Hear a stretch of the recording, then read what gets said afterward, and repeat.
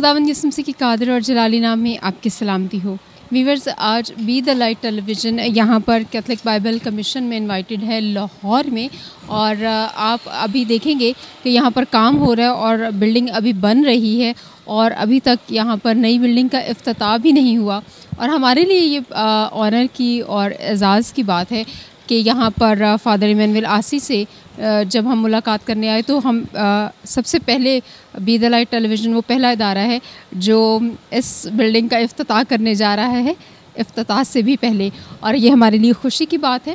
اور ہم father Emmanuel آسی سے بات چیت کریں گے جو انتہائی حلیم اور خوبصورت شخصیت کے مالک ہیں، بہت بڑی شخصیت، بہت بڑا نام، لیکن اس کے باوجود بھی وہ کس قدر سچے اور کھرے انسان ہیں، یہ جان کر آپ کو یقیناً خوشی ہوگی۔ ہم ان سے ملتے ہیں، دیکھتے رہیے Be the Light tele vision.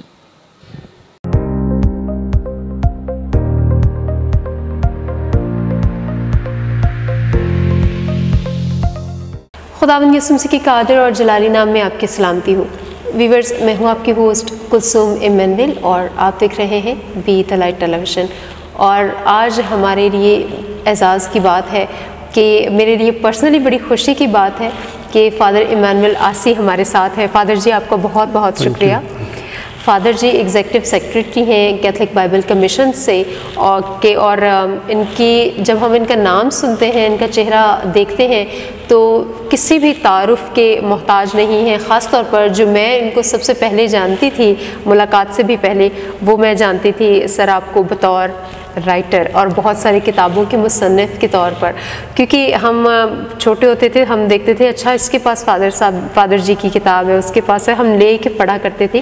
تو ایک سمجھنے ایک اتنا بڑا عرصہ آپ کا رائٹنگ میں گزرا، پھر ہم آپ کو جانتے ہیں، ایک آپ کاہن ہیں اور کہانت میں اتنا عرصہ گزارا آپ نے، بہت ہی خوبصورت زندگی، پھر ہم آپ کو کیتھولک بائبل کمیشن کے ذریعے بھی جانتے ہیں، اتنی ساری چیزوں میں ہیں آپ، ہمارے لیے تو بڑے فخر کی بات ہے کہ آپ کے ساتھ آج ملاقات ہو رہی ہے۔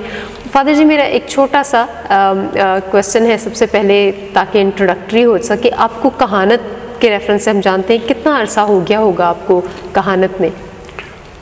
بہت شکریہ۔ اس سے پہلے کہ میں آپ کے سوال کا جواب دوں، میں Be the Light Television کو خراج تحسین پیش کرنا چاہتا ہوں ان کی اس بہت اہم پاسبانی خدمت کے لیے جو لہروں میں ہواؤں میں کرتے ہیں اور جو ہر حد سے باہر جاتی ہے، میڈیا کے ذریعے بشارت کے خدمت کرتے ہیں۔ تو میں اس بہت بڑی خدمت کو جو بہت ہی اہم ہے آج کے زمانے میں، اور خاص کر ناخواندگی کے زمانے میں جہاں ہمارے زیادہ لوگ پڑھے لکھے نہیں ہیں، تو یہ ایک بہت بڑی خدمت ہے، اور میں خراج تحسین پیش کرنا چاہتا ہوں Be the Light Television, اور آپ کو بھی کلثوم مینیجر کو بھی مینیجنگ ڈائریکٹر، اور رومیل کو بھی کیمرہ مین جو ہیں، مبارکباد دینا چاہتا ہوں، اور اپنی طرف سے شکریہ ادا کرنا چاہتا ہوں کہ آپ نے مجھے اس انٹرویو کے لیے دعوت دی۔ تو امید ہے کہ اچھی باتیں ہوں گی، بہت اچھی باتیں ہوں گی جو دوسروں کے فائدے کے لیے ہوں گی۔ آمین۔ تو میں آپ کے سوال کی طرف آتا ہوں۔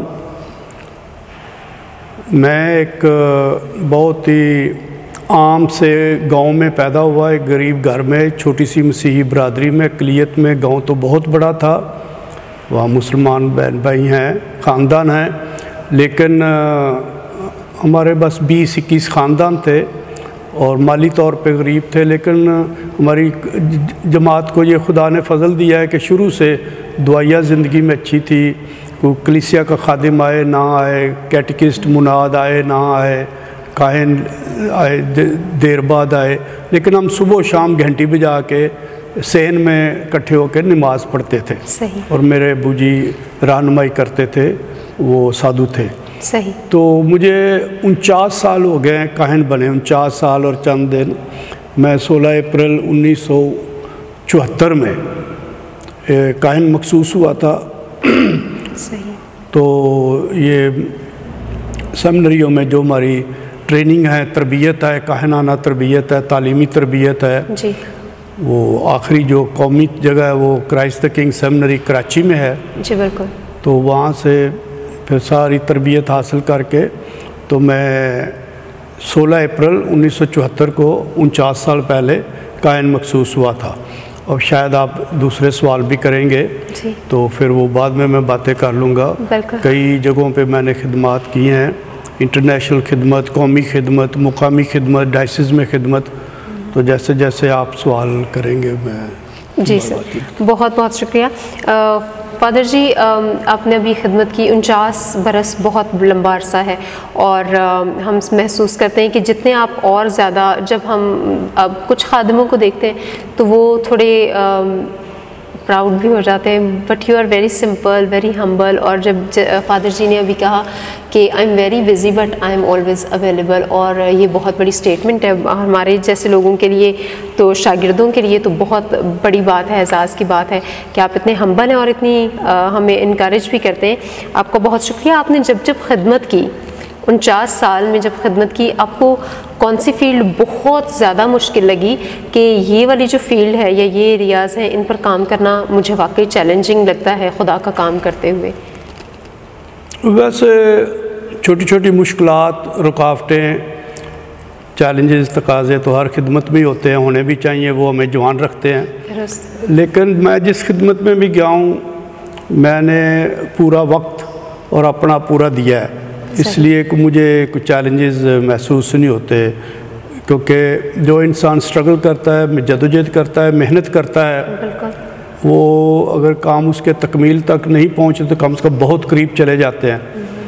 और हर रोज़ की कोशिश से, हर रोज़ की मेहनत से, हर रोज़ की जदोजहद से, हर रोज़ की खिदमत से शादमानी लेनी चाहिए कि आज खुदा ने मेरे ज़रिए ये भी कर लिया, ये भी कर लिया, ये भी कर लिया। ज़्यादा आला तवक्कुआत के पीछे भी नहीं भागना चाहिए, ज़हन में हदफ रखने चाहिए, टारगेट्स रखने चाहिए, लेकिन तवक्कुआत के पीछे नहीं भागना चाहिए। तवक्कुआत के, एम्बिशंस के ग़ुलाम हो जाना, ख्वाहिशात के ग़ुलाम हो जाना, फिर इंसान आज़ाद नहीं हो सकता। बहरहाल, तो मैंने कुछ मुकामी खिदमत भी की हैं, देहातों में, गाँव में, पैरिशों में। तकरीबन आज डायसिस लाहौर के 13 पैरिशेज़ में खिदमत की है।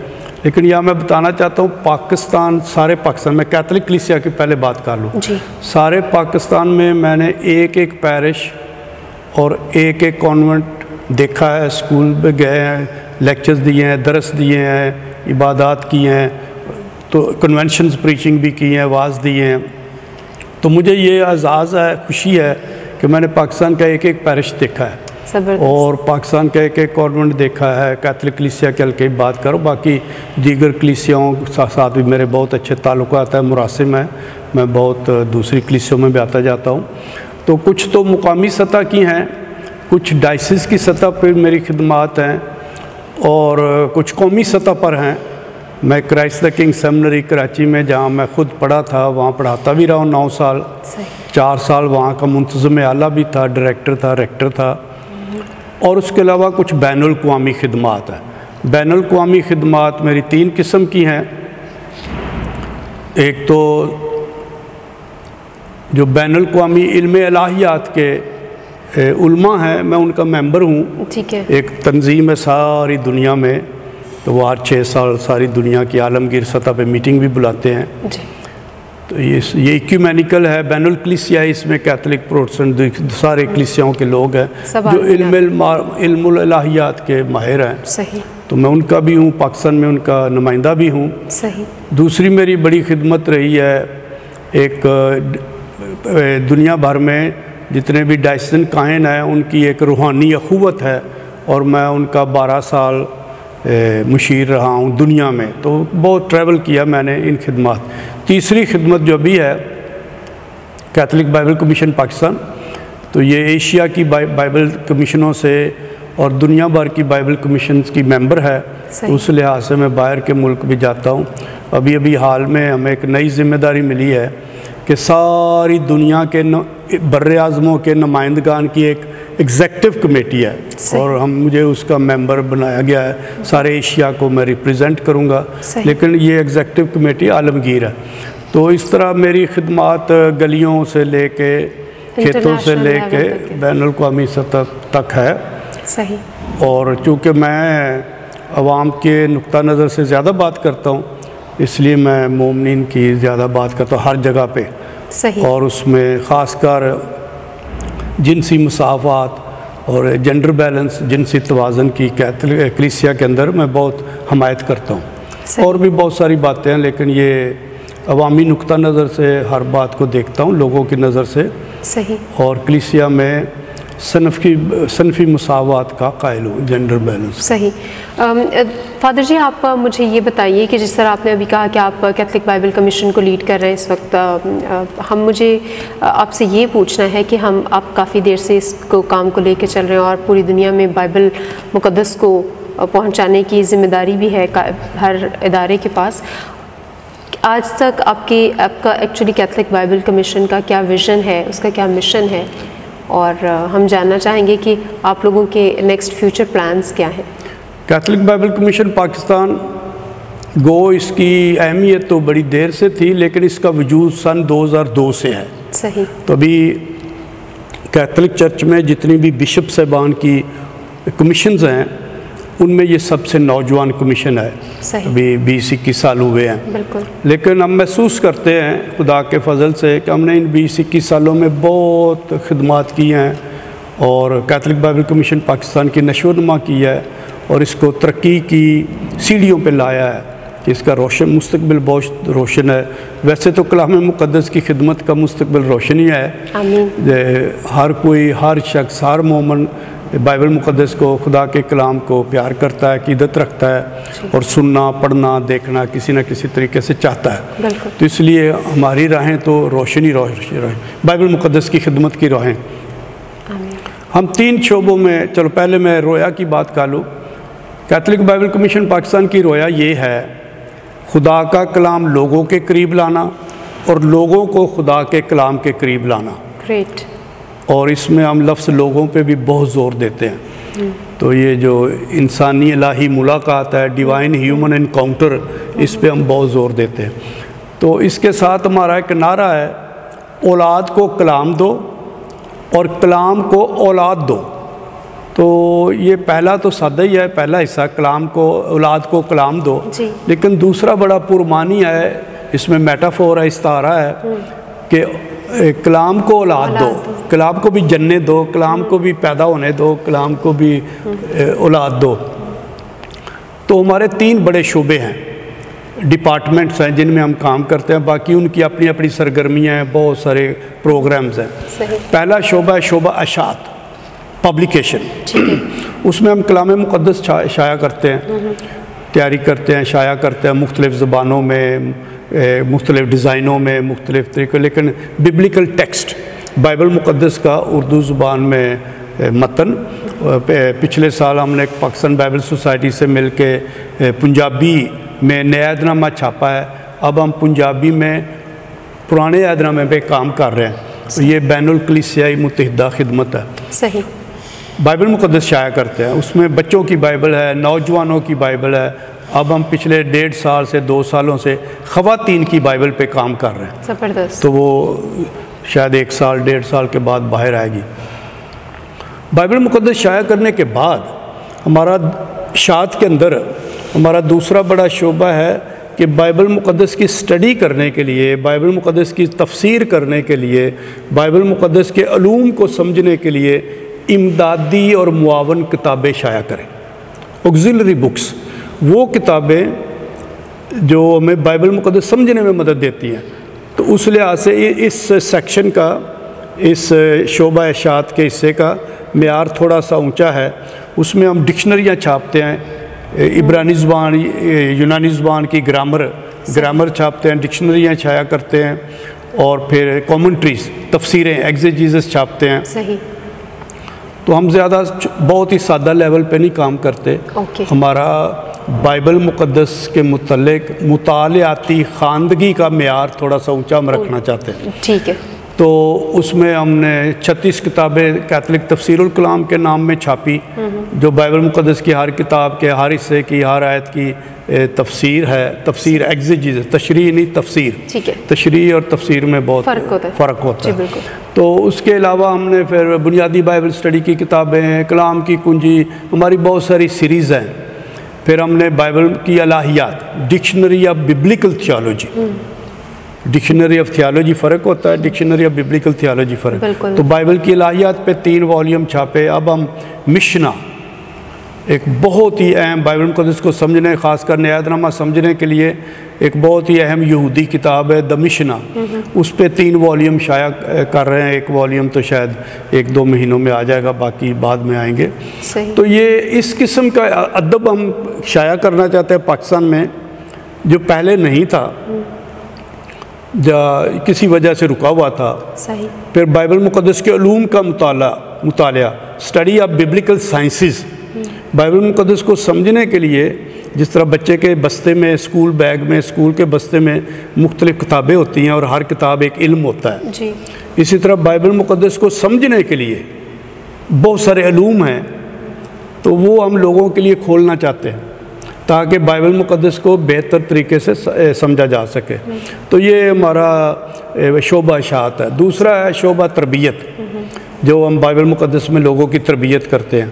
وہ بھی ہم چاہتے ہیں کہ لوگوں کے بائبل پڑھنے کا، خواندگی کا معیار بڑھے، to raise the biblical literacy, standard of biblical literacy, کہ جو بائبل مقدس پڑھتے ہیں، تلاوت کرتے ہیں، ان کا معیار بڑھنا چاہیے.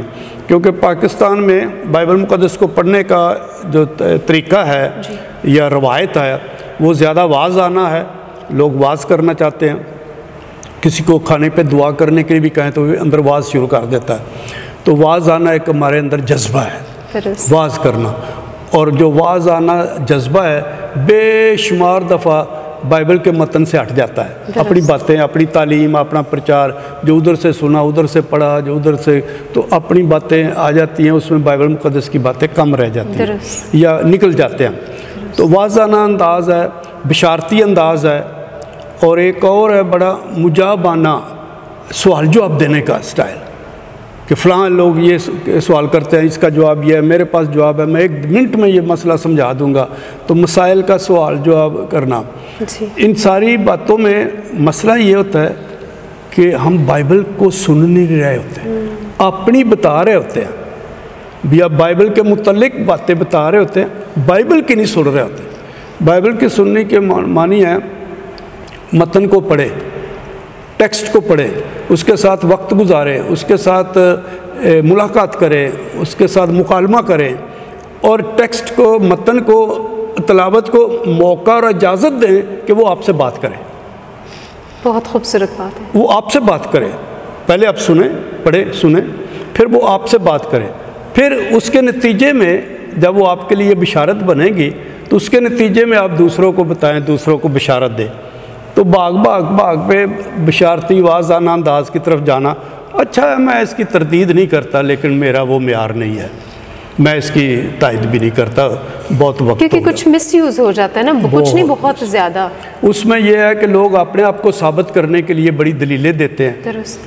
دوسرے کو مات کرنے کے لیے، دوسرے کو کم تر دکھانے کے لیے غیر اخلاقی باتیں بھی کر جاتے ہیں، اور باتیں ہم بائبل کی کر رہے ہوتے ہیں. درست. اپنے آپ کو تائید کرنے کے لیے 1000 آیتیں لے آتے ہیں، جتنی بھی زبانی یاد کی ہوتی ہے ساری اگل دیتے ہیں اپنے آپ کو ثابت کرنے کے لیے. کلام کی تو بات ہی نہیں ہو رہی. تو ہمارا لیول تھوڑا سا تربیت کا فرق ہے. ہم نے ایک پروگرام شروع کیا ہوا ہے، اسٹڈیز ان ببلیکل سائنسز، جو 4 سالہ بائبل مقدس کا کورسپونڈنس کورس ہے. تو ہم نے تھوڑا سا علامہ اقبال اوپن یونیورسٹی کا سٹینڈرڈ ٹیکسٹ، نصاب، پروسپیکٹو اسٹڈیز کی ہے اس کے حساب سے. تو پہلا جو سال ہے وہ تعارف ہے بائبل مقدس کا، تعارفی مضمون ہے. دوسرے سال میں موضوعات ہیں، تھیمز آف بائبل. تیسرے میں اور چوتھے میں ہم ایگزیجیزس کی طرف لوگوں کو لے کے جاتے ہیں، اور اس کا معیار، سوال ناموں کا معیار تھوڑا تھوڑا بڑھتا جاتا ہے. تو ہم وہ سوال، میتھمیٹک سوال، ریاضی کے گنتی شمار کے سوال نہیں لاتے کہ حضرت ابراہیم کی عمر کتنی تھی، فلانے کی عمر، نہیں. تو ہم لوگوں کو مطالعہ کی طرف لے کے جانا چاہتے ہیں، گہرا مطالعہ کی طرف. بہرحال تو یہ ہمارا ایک تربیتی ہے. اس کے علاوہ ہم بہت سارے سیمینارز کرتے ہیں، کبھی کبھی 10 دنوں کا عبرانی زبان، یونانی زبان، لاطینی زبان، یہ جو 3 بائبل مقدس کی زبانیں ہیں، ان کا مطالعہ بھی کراتے ہیں. انتہائی چھوٹے لیول پہ، سادہ لیول پہ، تاکہ لوگوں کو چلو فی الحال پریزنٹ ٹینس آ جائے، کوئی واحد جمع آ جائے، کوئی میسکولن فیمنن مونس مذکر آ جائے، یا گردانے آ جائیں، یا تھوڑی تھوڑی باتیں. کچھ ہم گیت سکھاتے ہیں اس زبان میں، کچھ دعائیں نمازیں سکھاتے ہیں اس زبان میں، کچھ ہم روزمرہ کے بول چال کی باتیں بتاتے ہیں اس زبان میں، اور بائبل مقدس کا متن پڑھاتے ہیں تاکہ لوگوں کے زبان پہ وہ. ہمارا مقصد لوگوں کو 10 دنوں میں عالم بنانا نہیں ہے گرامر کے، لیکن متعارف کرانا. بالکل. تو یہ شعبہ تربیت میں ہم اور بھی بہت سارے کام کرتے ہیں. تیسرا شعبہ ہے تحریک اور شعور کا، کہ لوگوں کو ہم چاہتے ہیں کہ لوگ روز کلام مقدس کی تلاوت کریں، 5 منٹ 6 منٹ 7 منٹ، اور تسلسل سے تلاوت کریں، چھوڑ چھوڑ کے نہیں، اور اپنی مرضی سے چن چن کے نہیں، تسلسل سے جہاں آج چھوڑا کل وہیں سے شروع کریں، تاکہ ایک مرتبہ کنٹینیوٹی، ایک مرتبہ ہم بائبل مقدس میں سے گزرے، اور 3 سال 2 سال 2.5 سال 4 سال میں اپنی آنکھوں کو یہ روحانی لذت دیں کہ آپ کی آنکھوں نے بائبل کا ایک ایک لفظ دیکھ لیا ہے. تو ہم اس پہ بہت زور دیتے ہیں، تسلسل سے تلاوت، اپنی مرضی سے جہاں سے مرضی پڑھے، لیکن یہ جو عقیدت کی تلاوت ہے اس کو تسلسل پہ ہم زور دیتے ہیں. اور اس میں ہم لوگوں کو خواہش کرتے ہیں کہ کسی کے ساتھ بات بھی کرے جو آپ نے پڑھی ہے واقعہ، یا کسی کو کبھی نہ کبھی سال میں ایک بار بائبل مقدس گفٹ میں بھی دیں، یا اس طرح. اس کو ہم اس پروجیکٹ کہتے ہیں کلام کے 1,00,000 دوست، 100,000 فرینڈز آف دا بائبل، کلام کے 1,00,000 دوست. تو ہم لوگوں کو چاہتے ہیں رجسٹرڈ کریں ہمارے ساتھ، پھر ہم جو ساری بائبل مقدس پڑھ لیتی ہے اس کو ہم سرٹیفکیٹ بھی دیتے ہیں. لیکن اس کے باوجود ہمارا مقصد تنہا فرد واحد کو تربیت دینا نہیں، عالم بنانا نہیں. ہمارا مقصد ہے جو بھی پاک کلام پڑھے وہ اپنی کمیونٹی میں جائے، برادری میں جائے، اپنی فیملی میں، خاندان میں، رشتہ داروں میں کوئی نہ کوئی بائبل کی بات کرے. یہ نہیں، ہمارا مقصد پریچر بنانا نہیں ہے، لیکن ہمارا مقصد ہے 3 مقاصد ہے. پہلا مومن بنانا، دوسرا محبت کرنے والا بنانا، اور تیسرا محرک مشنری اینیمیٹر بنانا.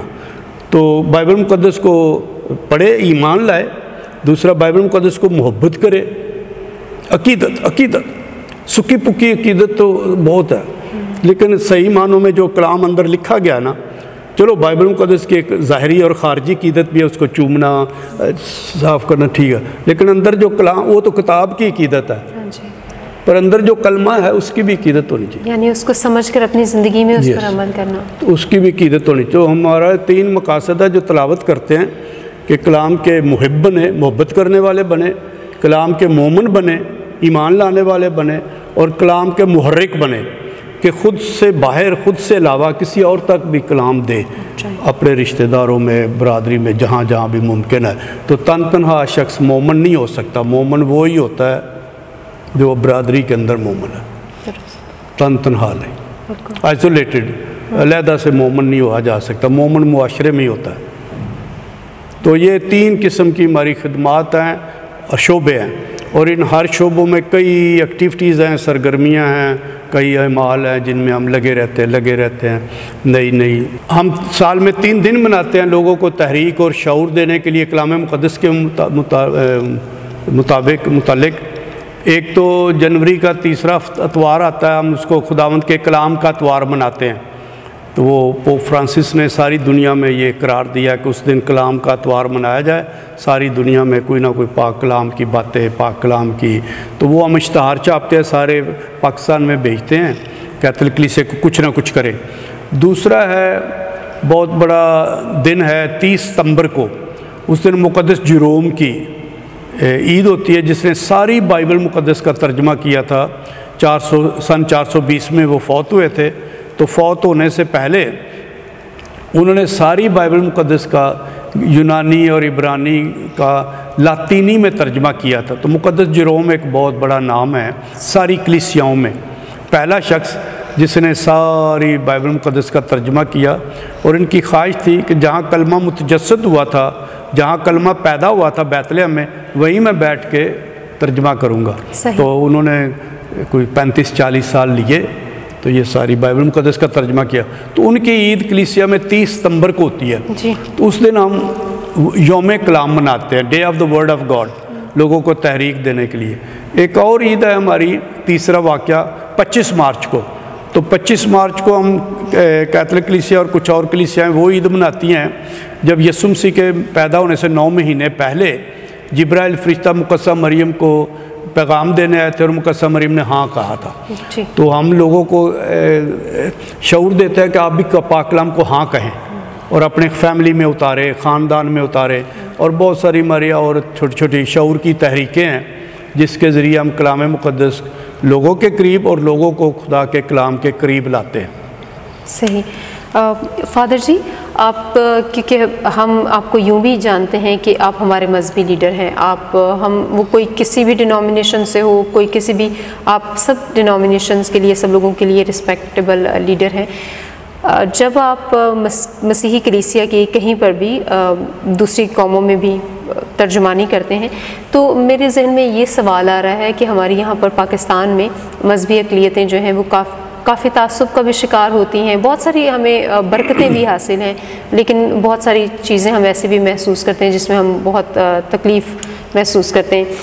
بطور لیڈر آپ کا کیا بیانیہ ہے کہ آپ کیا مسیحی قوم کو پیغام دیں گے؟ ہماری کمزوریاں بہت ہیں, دوسرے لوگ تو جبر کرتے ہی ہیں, لیکن آپ اپنی قوم کو کیا پیغام دیں گے کہ کیا ان کو کن کن ایریاز پر کام کرنا چاہیے جن میں وہ بہت پیچھے نہیں ہونا چاہیے؟ یہ جو سوال ہے اس کا جواب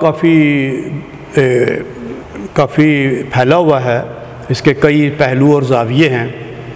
تو پہلی بات چھوٹی سی میں بات کرنا چاہتا ہوں, جہاں تک ایک دوسری کلیسیوں میں گھومنا پھرنا, میرے لیے بنیادی بات ہے وہ خاندان سے لے کر کلیسیا تک ہے, ایک دوسرے کا احترام کرے. جو کچھ بھی ہے ایک دوسرے کو قبول کرے, ایک دوسرے کو تسلیم کرے. وہ آپ سے فرق ہے, آپ کو مانتا ہے نہیں مانتا, آپ کا فرق سوچتا ہے, ہر انسان ہی فرق ہے. درست, یہی تو خوبصورتی ہے. یہی تو خوبصورتی اور یہی شناخت آئیڈینٹی ہے. کائنات میں درخت فرق ہے, انہی کے حساب سے ان کے نام ہوتے ہیں, تو یہ بہت خوبصورتی ہے. لیکن احترام کرنا, تسلیم کرنا یہ بہت ضروری ہے. یہ تعصب اور نفرت کو نکالنا چاہیے کہ میں دوسرے سے بہتر ہوں, یہ ہو گیا تو ہے ہی, یہ ایسا تو کہنا ہی احساس کمتری کا شروع ہے کہ میں دوسرے سے بہتر ہوں. تو یہ بین الکلیسیائی میں بہت خوشی کے ساتھ, شادمانی کے ساتھ, جو کلیسیا بھی مجھے بلائے میں جاتا ہوں, اور مجھے میرا کوئی تعصب نہیں ہے تو میں بات چیت کرتا ہوں. دوسرا یہ ہے کہ جب ہم حکومت کے ساتھ یا اکثریت مذہب کے ساتھ بات چیت کرتے ہیں تو ہمیں سچ بولنا چاہیے, جو حقائق ہے وہ بتانے چاہیے, جو مسائل ہیں ان کی ترجمانی کرنی چاہیے, اور مفادات اور مصلحت کی تحت کچھ چھپانا نہیں چاہیے. درست, کہ شاید مجھے اس منسٹر سے کوئی فائدہ پہنچے گا تو میں ابھی نہ بات کروں, تو وہی بات کروں جو میرے فائدے کی ہے. تو ایسے پھر حقائق بگڑ جاتے ہیں, آپ جماعت کی بات نہیں کرتے, جو بھی باتیں بھلا بھی نہیں ہوتا, کہ ترجمانی نہیں ہوتی. صحیح. میرے لیے اس مضمون پہ یہ بات کرنا مشکل نہیں ہے, کیونکہ میں خود گاؤں میں پیدا ہوا ہوں, تو میں نے خود تعصبات, نفرت اور یہ جو جتنی بھی چیزیں خود کھائی پی ہیں, صحیح ہیں, سیکھی ہیں, دیکھی ہوئی ہیں میں نے. تو ہم کمیوں کے گھر سے ہیں, میں کمی کا بیٹا ہوں, تو مجھے پتہ ہے کہ کیا ہوتا ہے. تو یہ میں حقائق, تلخ حقائق کا بہت اچھی طرح, بٹوں پہ کیا ہوتا ہے, خاکروبوں کے ساتھ کیا ہوتا ہے, یہ میں بہت اچھی طرح جانتا ہوں. یعنی میں نے چھوا ہے, پیا ہے, کھایا ہے, سارے تعصبات چکھے ہیں. اس کے باوجود بھی ہم مسلمان بہن بھائیوں کے ساتھ پیار محبت میں رہتے ہیں, امن میں رہتے ہیں, اپنے گاؤں کی ترقی کے خواہاں ہیں, اور جو بھی مشترکہ مفاد آتا ہے گاؤں کی بہتری کے لیے, ہم ان میں سب سے آگے چلتے ہیں. کیونکہ یہ ہمارا, میں اپنے گاؤں کی بات کر رہا ہوں کہ یہ میرا گاؤں ہے, ہم نے ادھر رہنا ہے, تو مذہب کے تعصب کے بغیر گاؤں کی بہتری کے لیے, معاشرہ کی بہتری کے لیے, انسانیت کی حمایت اور فروغ کے لیے کام کرنا چاہیے. اب میں آتا ہوں آپ کے سوال کی طرف. ایک تو میں احساس کا مسئلہ بتاؤں گا. ہم نے اقلیت کے لفظ کی میں تشریح کروں گا.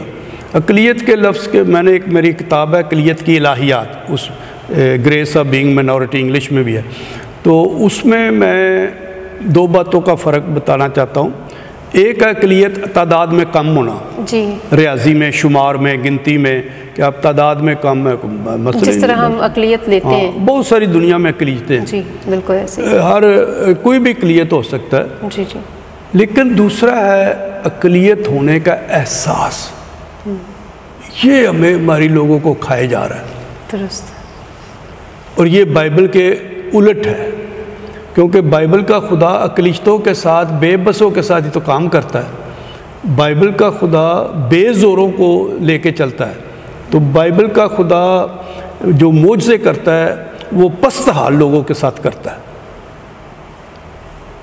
جو خود میں بڑے ہیں ان کو تو ضرورت ہی نہیں ہے، خدا کی بھی نہیں ضرورت، تو یہ کہنا کہ احساس کرنا کہ میں اقلیت ہوں، میں بے بس ہوں، میں کچھ نہیں کر سکتا، یہ خدا کی قدرت کو بے بس کرنا، اور علم الہیات کے حوالے سے یہ بہت بڑا خطرناک گناہ ہے کہ میں تو ہوں ہی ہوں، خدا بھی مجھ میں کچھ نہیں کر سکتا، کہ خدا بھی میرے وسیلے کچھ نہیں کر سکتا۔ تو ہم اقلیتوں کے لیے سب سے بڑی بات، قائدین کے لیے، رہنماؤں کے لیے، پاسبانوں کے لیے بھی، جماعت کے قائدین کے لیے، سماجی رہنماؤں کے لیے سب سے اہم بات یہ ہے کہ ہم اقلیت ضرور ہیں، یہ ایک حالات ہے، حقائق ہے، ہم نمبر میں، تعداد میں تھوڑے ہیں، لیکن جو اقلیت ہونے کا احساس ہے اس سے اپنے لوگوں کو نکالیں، اور نوجوان بھی خود کو نکالیں کہ ہم نمبر میں تھوڑے ہیں، تعداد میں تھوڑے، ٹھیک ہے، ایک مذہب ہمارا فرق ہے، ٹھیک ہے، پر اب سب کچھ ہے ہمارے پاس، جو کوئی خدا ہمارے ذریعے بہت کام کر سکتا ہے۔ باقی سب سے بڑی بات تو تعلیم کی ہے، ایک بنیادی سی بات ہے، تعلیم ہوگی، شعور ہوگا، انسان اپنی شخصیت میں نکھار آئے گا، اس میں ایک المیہ ہے، لیکن میں المیہ کی بات کر رہا ہوں، اس پہ نوحہ نہیں کر رہا، کیونکہ میں کسی بھی بات پہ نوحہ نہیں کرنا چاہیے، کچھ نہ کچھ کرنا چاہیے، کہ ہمارے نوجوان جو لڑکے ہیں وہ تعلیم میں آگے نہیں جاتے، راہ میں کم ہو جاتے ہیں، کالج تک، یونیورسٹی تک نہیں جاتے۔ اور دوسرا المیہ ہے اقتصادی، کہ جو بی اے کر لیتا ہے اس کی پہلی خواہش ہوتی ہے، کر لیتی ہے یا کر لیتا ہے، اس کی پہلی خواہش ہوتی ہے نوکری کرے، کیونکہ گھر کا کام چلانا ہے، کچھ آمدن ہونی چاہیے، کوئی معاوضہ ہونا چاہیے، تاکہ گھر میں مالی پرابلم بہت ہے، مسائل بہت ہیں، بنیادی سہولتیں نہیں ہیں، اور بہت ساری باتیں، تو ہم زیادہ اعلیٰ طریقے سے پڑھ بھی نہیں سکتے۔ کچھ لوگ ہیں، مثالیں ہیں ہماری کمیونٹی میں، کوشش کرتے ہیں، پرائیویٹ پڑھتے ہیں، اور ان کی کوشش رنگ لاتی ہے، پھل لاتی ہے، وہ جو پڑھتے ہیں ان کے ذریعے ان کی معیار بڑھتا ہے، ان کی مالی معاوضہ بھی، محنتانہ بھی، تنخواہ بھی بڑھتی ہے۔ کچھ مثالیں ہیں۔ غربت ہمارا بہت بڑا مسئلہ ہے، کیونکہ جب غربت ہی نہ جان چھوڑے تو اور آپ کیا سوچیں گے؟ درست، تو یہ ایک مسئلہ ہے، لیکن یہ ابھی تو نہیں ہم اس پہ بحث کر سکتے، ہمارے لوگ غربت کی لکیر سے بھی نیچے ہیں، تو یہ ایک بہت دکھ دینے والا نقطہ ہے۔ ہم جو متوسط طبقے سے ہیں، ہم نہیں سوچ سکتے لوگ کتنے غریب ہیں، ہمارے اپنے لوگ، بالکل صحیح، کیونکہ جو متوسط طبقہ ہے کم از کم ان کو 3 وقت کی روٹی مل جاتی ہے، مکان ہوتا ہے، اور بچے تعلیم کے لیے جاتے ہیں۔ مشکلات ہیں، مالی مشکلات ہر ایک کے لیے ہیں، لیکن جو غربت کی لکیر کے نیچے ہمارے لوگ ہیں، ان کے بہت ہی کٹھن مسائل ہیں۔ تو میں تو اپنی بات کو، اس سوال کی جواب کو مختصر کرتے ہوئے کہوں گا، سب سے پہلا جو ہے نا، سب سے اہم اقلیت کے لوگوں کو، وہ ہے اپنا اعتماد، سیلف کانفیڈنس۔ میں جان بوجھ کے لفظ ایمان نہیں استعمال کر رہا، کوئی لوگ وہ پھر مذہبی معنوں میں سمجھ آتے ہیں۔ اپنے آپ پہ یقین کرنا کہ میں کچھ نہ کچھ کر سکتا ہوں، کر سکتی ہوں، اور اس یقین کے ساتھ آگے بڑھنا، جیسے علامہ اقبال کہتے ہیں، یقین محکم، اتنا مضبوط یقین ہو اپنے آپ میں، سیلف کانفیڈنس، کہ کچھ نہ کچھ آگے کریں، کچھ نہ کچھ آگے کریں، آگے بڑھیں، آگے چلیں، اور شاید جب آپ آگے بڑھیں گے، آگے چلیں گے، کسی اور کا ہاتھ بھی تھام لیں گے، کسی اور کو بھی ساتھ لے چلیں گے۔ تو یہ اس کو آپ احساس کمتری کہہ لیں، احساس برتری کہہ لیں، اعتماد کا فقدان کہہ لیں، جو لفظ مرضی استعمال کر لیں، لیکن یہ ہمارے لوگوں کو بہت ضرورت ہے، کیونکہ جہاں یہ نہیں وہاں امید نہیں پیدا ہوتی، تو جہاں یہ نہیں وہاں مایوسی زیادہ ہوتی ہے، نا امیدی زیادہ ہوتی ہے کہ میں یہ بھی نہیں کر پایا، یہ بھی نہیں کر پائی، یہ اس کو ہاتھ لگایا تھا، یہ بھی نہیں ہوا، وہ بھی نہیں ہوا۔ تو اس میں ایک ہی ہے کہ بلند حوصلگی، حوصلے کو بلند کرے جو امید کو مضبوط کرتی ہے، اور اپنے آپ پہ کانفیڈنس، خود اعتمادی پیدا کرے اور زندگی کو آگے لے کے چلے، اور اگر آپ پہ خود اعتمادی آ گئی ہے تو کسی دوسرے کو بھی دے۔ درست۔ کچھ لوگ اس بات کو بے وجہ ایشو بھی بنا لیتے ہیں اپنی نااہلی کا، اور کہ یہ ہمارے ساتھ یہ ہو رہا ہے اور ہم اس لیے آگے نہیں بڑھ سکتے، حالانکہ جیسا کہ آپ نے کہا کہ اگر اپنے آپ پہ بھروسہ کیا جائے اور ان سارے مسائل کا لوگ شکار ہوتے ہیں لیکن اوور کم بھی کرنا چاہیے اور اس کا حوصلہ رکھنا چاہیے۔ فادر جی، آپ لکھاری ہیں بہت بڑے، اور یقیناً آپ کو تو شاید مجھے پتہ چلا کہ آپ تو اپنی کتابوں کا جتنی کو لکھا آپ نے ان کا اعداد و شمار بھی یاد نہیں رکھتے کہ کتنے لکھے، آپ نے بہت کام کیا۔ میرا جو، کیونکہ میں بھی کچھ رائٹنگ کا کام کرتی ہوں، تو ہر انسان کو کوئی فیوریٹ سبجیکٹ ہوتا ہے یا کچھ، تو کیونکہ آپ سارا ببلیکل کام کرتے ہیں، لکھائی کرتے ہیں اور اتنے بڑے مصنف ہیں، کوئی خاص مضمون جو آپ کے دل کے قریب ہو کہ مجھے اس پر کام کرنا بہت اچھا لگتا ہے یا مجھے اور کام کرنے کی ضرورت ہے؟ یہ اچھا، وہ پہلے میں تھوڑی سی بات بتا لوں۔ جی۔ میں اپنی کتابوں کی تعداد اس لیے نہیں بتاتا کہ وہ بے شمار ہے، لیکن مجھے اپنی کامیابیوں کو گننا پسند نہیں اعداد و شمار میں۔ صحیح۔ کیونکہ ایسا کرنے سے انسان میں تھوڑا سا تکبر آ جاتا ہے، تھوڑا سا اپنی اعلیٰ ظرفی کا زیادہ احساس ہونا لگ جاتا ہے۔ صحیح۔ اور آہستہ آہستہ کرتے کرتے جو اس میں خدا کا ہاتھ ہوتا ہے وہ کم ہوتا جا رہا ہے۔ صحیح۔ تو جو لوگ محسوس کرتے ہیں کہ یہ سب خدا میرے ذریعے کر رہا ہے، خدا مجھ میں کر رہا ہے، ان کو گننے کی، شمار کرنے کی ضرورت نہیں۔ تو میں ایسی گواہیوں کا اعتراف معترف نہیں ہوں۔ صحیح۔ کہ اپنی بتاتے جو میں نے یہ کیا، میں نے وہ کیا، تو اس میں خدا کا کوئی ہاتھ نہیں رہتا پھر۔ تو مجھے اس لیے نہیں پسند۔ بہت خوبصورت۔ کتابیں پتہ نہیں 5 یا 10 لکھی ہیں، لیکن مجھے گن کے بتانا نہیں پسند۔ لوگ پوچھتے ہیں جی آپ کو زبانیں کتنی آتی ہیں، مجھے نہیں پتا، آتی ہیں، ٹھیک ہے، میں کاؤنٹ نہیں کرنا چاہتا۔ آپ نے کیا کیا کام کیے ہیں اپنی 49 سالہ فادر ہونے میں، کیا کیا، تو میں گنتی شمار میں نہیں لانا چاہتا، وہ میرے خیال کے مطابق وہ ٹھیک نہیں ہے۔ بہرحال، تو میں کتابیں لکھتا ہوں، کافی سالوں سے مجھے شوق ہے لکھنے کا۔ کیا لکھتا ہوں، کیسے لکھتا ہوں، جو بھی ہے۔ تو پہلے میں بائبل مقدس پہ کتابیں، موضوعات پہ لکھتا تھا، کچھ سماجی موضوعات بھی ہوتے ہیں اس میں، لیکن بائبل مقدس پہ لکھتا تھا۔ پھر جب میں لبریشن تھیالوجی پڑھنے گیا تو پھر میرا ایکسنٹ، رجحان، مزاج، لب و لہجہ، لٹریری ڈکشن، وہ عوامی، مقامی اور انسانی آزادی کی الہیات کی طرف چلا گیا۔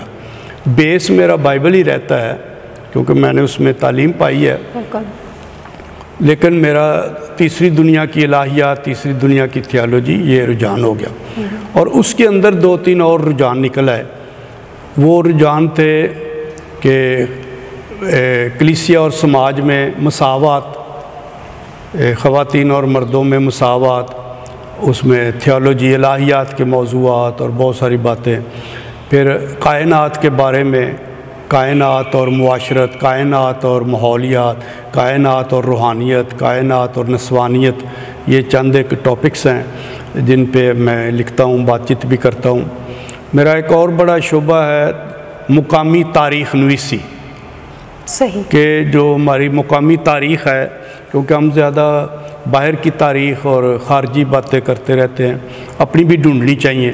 ہم کیا ہیں، ہمارے مشاہیر کیا ہیں، لوکل لوگ کیا ہیں جنہوں نے ہمیں ایمان دیا، ہمیں ایمان منتقل کیا، جنہوں نے ہمیں وہ خوبیاں دی جو آج ہم ہیں، تو ان کی تاریخ بھی لکھنی چاہیے۔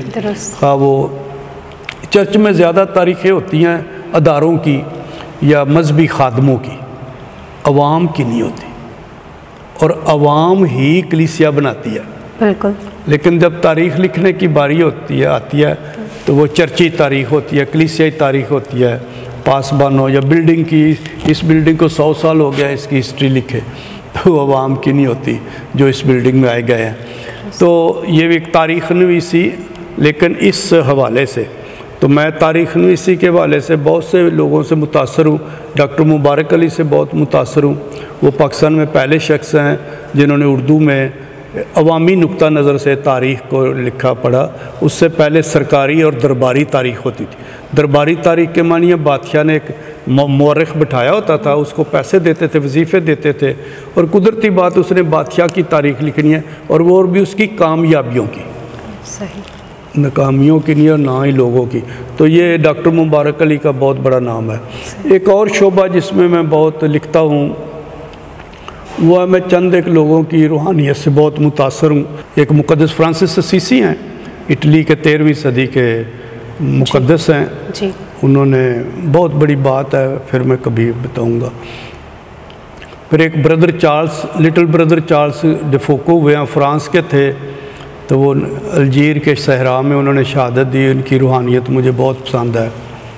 پھر مدر ٹریزا اور عبدالستار ایدی سے میں بہت متاثر ہوں. مدر ٹریزا کو میں کئی دفعہ ملا ہوں، تو عبدالستار ایدی سے ان لوگوں کی جو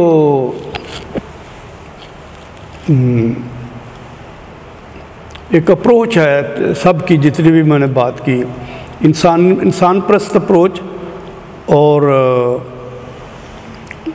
غم خاری کی اپروچ ہے، کمپیشن ہے ان میں بہت. لیکن ایک اور اپروچ ہے کہ یہ دنیا سے، جیسے میں اگلی پوائنٹ میں آؤں گا، ہمارے جو صوفی رائٹر ہیں جو مذہب سے تھوڑا سا اونچے ہو کے سوچتے ہیں، کیونکہ میں مانتا ہوں کہ خدا ہر مذہب سے اوپر ہے. کوئی بھی مذہب خدا کو مکمل طور پر نہیں سمیٹ سکتا ہے، خدا بڑا ہے. بالکل صحیح. تو جب ہم ان کی بات کرتے ہیں، خدا کی بات کرتے ہیں، تو ہماری تھیالوجی فرق ہو جاتی ہے. ٹھیک ہے، مذہبی تھیالوجی کا اپنی ہے. تو اس نے مجھے بہت مدد کی ہے میری اپنی شخصیت میں کہ میں چیزوں کو، حالات کو، تقاضوں کو تھوڑا سا اوپر ہو کے سوچ سکتا ہوں، دیکھ سکتا ہوں. تو میں اس شعبے میں بھی باتیں کرتا ہوں، کتابیں لکھتا ہوں. تو باقی کلچر، ایک مقامی کلچر میرا بہت بڑا شعبہ ہے جس پہ میں کتابیں لکھتا ہوں، مقامی ثقافت. صحیح. کیونکہ میں محسوس کرتا ہوں کہ مومن بننے سے پہلے، ایمان لانے سے پہلے انسان معاشرت میں رہتا ہے. اس کا مومن بننا تو چلو کبھی کبھار وہ دعا نماز میں چلا جاتا ہے، کبھی کبھار وہ مذہبی فرائض کی ادائیگی کرتا ہے، سال میں ایک دفعہ روزے آ جاتے ہیں، کوئی عیدیں آتی ہیں، عقیدت ظاہر کرتا ہے. لیکن اس کے باقی جیسے 24 گھنٹوں میں سے 23 گھنٹے باقی تو کلچر کے مطابق معاشرت میں رہتے ہیں. تو وہ ہمیں ڈسکور کرنا چاہیے کہ انسان اس کے میں کیسے رہتا ہے. تو اس کے حوالے سے میرا ایک بڑا فیورٹ ٹاپک ہے انتھروپولوجی، علم البشریات یا عمرانی علوم، تو ہیومن سائنسز. تو بہرحال یہ وہ چند ایک ٹارگٹس ہیں، شعبے ہیں جن میں میں بات چیت کرتا ہوں. لیکن میرا بنیادی شعبہ جس میں نے تعلیم پائی، سکھایا، وہ تو بائبل مقدس ہے. تو بائبل مقدس سے مجھے بہت مدد ملتی ہے یہاں سے ان موضوعات کی طرف جانے کے لیے. صحیح. اور جتنے مضمون آپ نے مضمون ہی بتا دیے، اور آپ نے شروع میں کہا تھا 5-7 کتابیں، 5-10 کتابیں میں نے لکھی، تو وہ یقیناً ایک آپ نے ویسے ہی ایک بات کی ہے. اور مجھے اتنا اچھا لگا کہ جیسے ہم انسانیت سب سے اوپر ہے، مذاہب سے اوپر ہے یقیناً، اور خدا سارے مذاہب سے اوپر ہے، انسانیت کو وہ بنانے والا ہے. ہم کیا ریلیٹ کر رہے ہیں، ہم کیا ڈیلیور کر رہے ہیں، ہمیں یہ سوچنا چاہیے.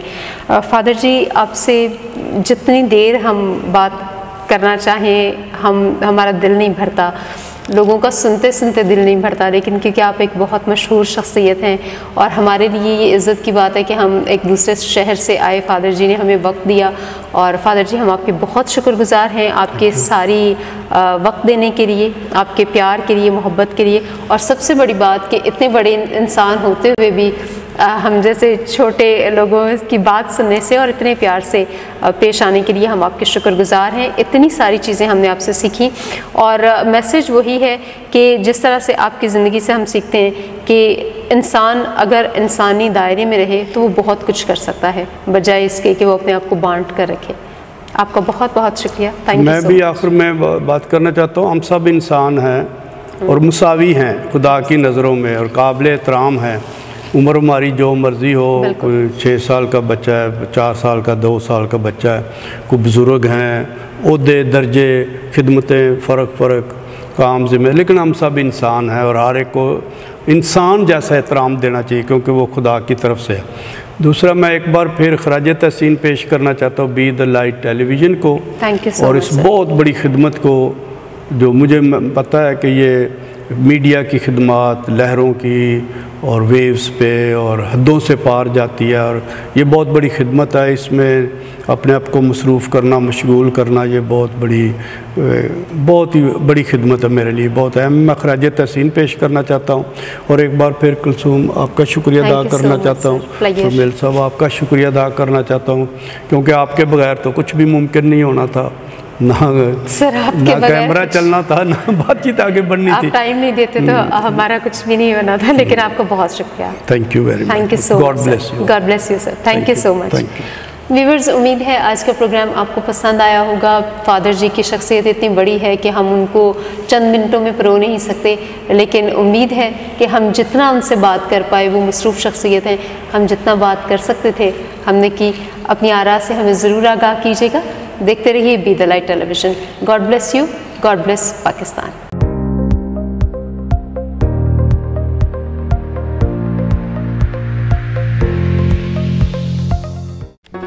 Do not forget to like the video, subscribe BTL TV and press the bell icon to receive notifications.